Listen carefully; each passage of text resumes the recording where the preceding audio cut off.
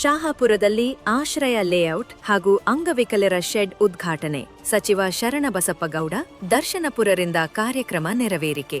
ಶಾಹಪುರ ನಗರದ survey number 299ರಲ್ಲಿ ನಿರ್ಮಾಣಗೊಂಡಿರುವ ಆಶ್ರಯ ಲೇಔಟ್ ಹಾಗೂ ಅಂಗವಿಕಲರಿಗಾಗಿ ವಿಶೇಷವಾಗಿ ನಿರ್ಮಿಸಲಾದ ಶೆಡ್ಗಳ ಉದ್ಘಾಟನಾ ಕಾರ್ಯಕ್ರಮವು ಇಂದು ಭವ್ಯ ಹಾಗೂ ಅರ್ಥಪೂರ್ಣವಾಗಿ ನಡೆಯಿತು.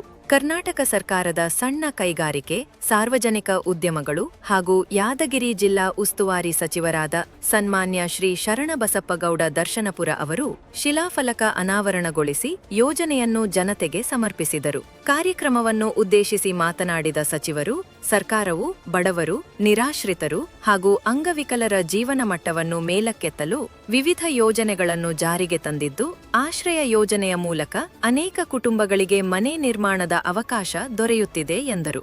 ಸಮಾಜದ ಹಿಂದುಳಿದ ವರ್ಗಗಳ ಅಭಿವೃದ್ಧಿಗೆ ಸರ್ಕಾರ ಬದ್ಧವಾಗಿದ್ದು, ಇಂತಹ ಮೂಲಭೂತ ಸೌಕರ್ಯಗಳು ಸ್ಥಳೀಯರ ಜೀವನದಲ್ಲಿ ಮಹತ್ವದ ಬದಲಾವಣೆ ತರಲಿವೆ ಎಂದು ಅಭಿಪ್ರಾಯಪಟ್ಟರು. ಈ ಸಂದರ್ಭದಲ್ಲಿ ಬ್ಲಾಕ್ ಕಾಂಗ್ರೆಸ್ ಅಧ್ಯಕ್ಷರಾದ ಶ್ರೀ ಶಿವಮಾಂತಪ್ಪ ಸಾಹು ಅವರು ಮಾತನಾಡಿ, ಆಶ್ರಯ ಲೇಔಟ್ ಮೂಲಕ ಅನೇಕ ಫಲಾನುಭವಿಗಳಿಗೆ ವಸತಿ ಸೌಲಭ್ಯ ದೊರೆಯುತ್ತಿದ್ದು, ಇದು ಶಾಹಪುರ ನಗರದ ಅಭಿವೃದ್ಧಿಗೆ ಮತ್ತೊಂದು ಮೈಲುಗಲ್ಲಾಗಿದೆ ಎಂದರು. ಆಶ್ರಯ ಸಮಿತಿ ಅಧ್ಯಕ್ಷರಾದ ಶ್ರೀ ವಸಂತ್ ಸುರಪುರಕರ ಅವರು ಯೋಜನೆ ಯಶಸ್ವಿಯಾಗಲು ಸಹಕರಿಸಿದ ಎಲ್ಲರಿಗೂ ಕೃತಜ್ಞತೆ ಸಲ್ಲಿಸಿದರು. ಮಾಜಿ town planning chairman Shri Saleem Sab Sangram ಸೇರಿದಂತೆ ಇತರ ಮುಖಂಡರು, ಸ್ಥಳೀಯ ಗಣ್ಯರು ಹಾಗೂ ಅಧಿಕಾರಿಗಳು ಕಾರ್ಯಕ್ರಮದಲ್ಲಿ ಉಪಸ್ಥಿತರಿದ್ದು ಯೋಜನೆಯ ಮಹತ್ವವನ್ನು ಶ್ಲಾಘಿಸಿದರು. ಸಾರ್ವಜನಿಕರು ಹಾಗೂ ಫಲಾನುಭವಿಗಳು ಸಚಿವರಿಗೆ ಅಭಿನಂದನೆ ಸಲ್ಲಿಸಿ ಸಂತೋಷ ವ್ಯಕ್ತಪಡಿಸಿದರು. ಒಟ್ಟಿನಲ್ಲಿ ಆಶ್ರಯ ಲೇಔಟ್ ಮತ್ತು ಅಂಗವಿಕಲರ ಶೆಡ್ಗಳ ಉದ್ಘಾಟನೆಯಿಂದ ಶಾಹಪುರ ನಗರದ ಅಭಿವೃದ್ಧಿ ಕಾರ್ಯಗಳಿಗೆ ಮತ್ತಷ್ಟು ಉತ್ತೇಜನ ದೊರಕಿದೆ.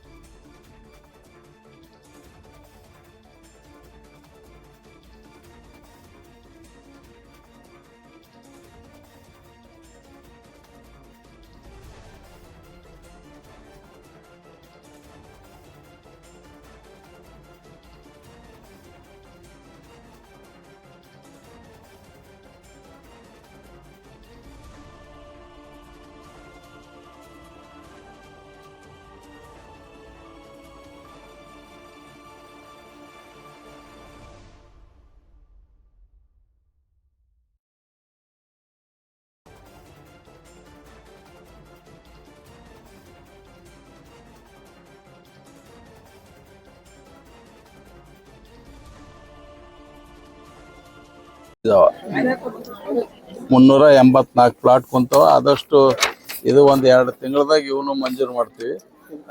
ಮತ್ತು ಅದಕ್ಕೆ ಮತ್ತೆ ಈಗ ಏನೈತ್ರಿ, ಇದು ಮೊದಲು ಟೆಂಡರ್ ಕರೆದಿದ್ವಿ. BJP ಗೌರ್ಮೆಂಟ್ ಇದ್ದಾಗ ನಮ್ಗೆ ದುಡ್ಡು ಕೊಟ್ಟಿತ್ತು. ಸುಮಾರು 5 ಕೋಟಿ ರೂಪಾಯಿದು UGD ಎಲೆಕ್ಟ್ರಿಫಿಕೇಶನ್ ಮತ್ತು ವಾಟರ್ ಸಪ್ಲೈ ಸಲುವಾಗಿ ದುಡ್ಡು ಕೊಟ್ಟಿತ್ತು. ಅದು ನಾವೆಲ್ಲ ಟೆಂಡರ್ ಕರೆದು ಚಾಲೂ ಮಾಡಿದ್ವಿ.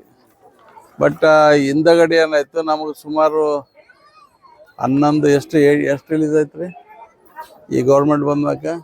ಅವಾಗೇನು ದುಡ್ಡು ರಿಲೀಸ್ ಆಗಲಿ, 87 ಲಕ್ಷ ರಿಲೀಸ್ ಆಯ್ತು. ಇದು ಹಳಿಸಾಗರ್ 85 ಇತ್ತು. ಆಮೇಲೆ ಬರಂಗಿಲ್ಲ ಅಂತಂದ್ರು. ಅದು ಯಾಕೆ ಬಜೆಟ್ನಾಗೆಲ್ಲ ಬರಂಗಿಲ್ಲ ಅಂತಂದ್ರು. ಈಗ ಅಷ್ಟಕ್ಕೆ ನಿಂತಿದ್ದಕ್ಕೆ ನಾನು ಈಗ 2 ಕೋಟಿ ರೂಪಾಯಿ ಕೊಟ್ಟೀನಿ.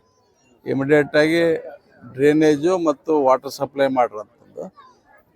ಆಮೇಲೆ ಎಲೆಕ್ಟ್ರಿಫಿಕೇಶನ್ಗೆ ಇನ್ನೂ 1 ಕೋಟಿ ಇದ್ರಾಗ ಹಾಕ್ಲಕೈತಿ. ಇದು 2 ಕೋಟಿ ಅಪ್ರೂವ್ ಆಗ್ಯದ. ಇದು ಬಹುತೇಕ ಅದು ಹಳಿದ ಪೆಂಡಿಂಗ್ ಇತ್ತು. ಯಾಕಂದ್ರೆ ನಾವು ಲಾಸ್ಟ್ ಟೈಮ್ ಟೆಂಡರ್ ಕರೆದೋಕೆ ಫೈನಾನ್ಸ್ದಾಗ ಅಪ್ರೂವಲ್ ಇರಲಿಲ್ಲ ಅಂತ ಫೈನಾನ್ಸ್ದವ್ರು ರಿಜೆಕ್ಟ್ ಮಾಡಿದ್ರು. ಹಂಗಾಗಿ ಅದಕ್ಕೆ ನಾನು KKRDBಲಿಂದ ಕೊಟ್ಟಿವಿ. ಅದು ಮುಗಿಸ್ಲಕೈತಿ. KKRDB ದುಡ್ಡಾಕಿ ಅದು ಮುಗಿಸಿ ಒಂದು 2 ತಿಂಗಳದಾಗ ಅದನ್ನು ಅಲಾಟ್ಮೆಂಟ್ ಮಾಡ್ತಕ್ಕಂಥ ಕೆಲಸ ಮಾಡಿ. ಈಗ ಕುಡಿಯೋ ನೀರಿನ ಸಮಸ್ಯೆ ಮುಂದೆ ಮೀಟಿಂಗ್ ತೊಗೊತೀವಿ. ಯಾಕಂದ್ರೆ ಈಗ ಬೇಸಿಗೆ ಪ್ರಾರಂಭ ಆಗೋದ್ರಿಂದ ನಾವು ಅಧಿಕಾರಿಗಳ ಜೊತೆ ಮೀಟಿಂಗ್ ತೊಗೊಂಡು ಹೋದ ಸರ್ತಿ ಬಹುತೇಕ ಎಲ್ಲ ಎಲ್ಲೆಲ್ಲಿ ಪ್ರಾಬ್ಲಮ್ ಇತ್ತು ನಾವು ಅದಕ್ಕೆಲ್ಲ ಪರಿಹಾರ ಕೊಟ್ಟಿವಿ. ನಮ್ಮ ಭಾಗದಾಗ ಭಾಳ ಇತ್ತು. ಗುತ್ತಿ ಬಸವಣ್ಣ ಭಾಗದಾಗ ಅಲ್ಲಿ ಸುಮಾರು 67 ಲಕ್ಷ ರೂಪಾಯಿ ಗ್ಯಾಸಿಂದ ಎಲ್ಲ ಪರಿಹಾರ ಮಾಡಿ ಕೊಟ್ಟಿವಿ. ಆಮೇಲೆ ಈ ಚಂದಾಪುರ ತಾಂಡದ ಸಮಸ್ಯೆ ಇತ್ತು. ಮೇನ್ ಗುತ್ತಿ ಬಸವಣ್ಣ ಇತ್ತು. ಲಾಸ್ಟ್ ಟೈಮೇ ಮೀಟಿಂಗ್ ಮಾಡಿದಾಗ 1-2 ವಿಲೇಜ್ ಬಿಟ್ಟರೆ ಎಲ್ಲಿ ಕೂಡ ಪ್ರಾಬ್ಲಮ್ ಲಾಸ್ಟ್ ಟೈಮ್ ಉದ್ಭವಿಸಿಲ್ಲ. ಈ ಸತಿ ಏನದ ಪ್ರೀ ಸಮ್ಮರ್ ನಾವು ಮೀಟಿಂಗ್ ಮಾಡ್ತೀವಿ. ಮೀಟಿಂಗ್ ಮಾಡಿ ಪ್ರೀ ಮೊದಲೇ ನಾವು ರೆಡಿ ಇರ್ತೀವಿ. ಎಲ್ಲೆಲ್ಲಿ ಏನು ಸಮಸ್ಯೆ ಅದ ಅದು ಮಾಡ್ಲಿಕ್ಕೆ. ಕುಡಿಯೋ ನೀರಿಂದ ಈ ಸರ್ತಿ ಅಷ್ಟು ತೊಂದರೆ ಆಗ್ಲಕ್ಕಿಲ್ಲ ಅಂತ ಅನಿಸ್ತದ.